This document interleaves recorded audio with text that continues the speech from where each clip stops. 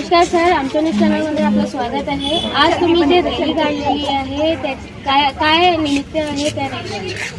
ही rally bike rally मागील 15 वर्षापासून सतत हा 16 वर्ष आहे आमचं। आम्ही बाबासाहेबांना अभिवादन करण्याकरिता इथून निघतो। मुंबईहून लोक प्लेननी ट्रेननी भरपूर साधनांनी जातात, पण आमच्या ग्रुपने असा विचार केला होता की बाबासाहेबांना जेव्हा अभिवादन करायला जायचंच आहे तर मग एक वेगळ्या पद्धतीनं पण जाता येते।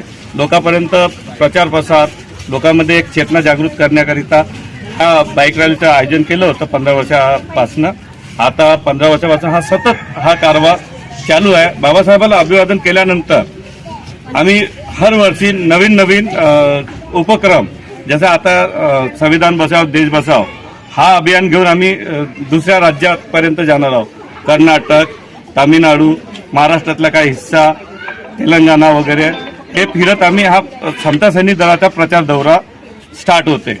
बाबासाहेबांना 7 डिसेंबरला अभिवादन केल्यानंतर आम्ही हा प्रचार अभियान घेऊन दुसऱ्या राज्यापर्यंत जातो।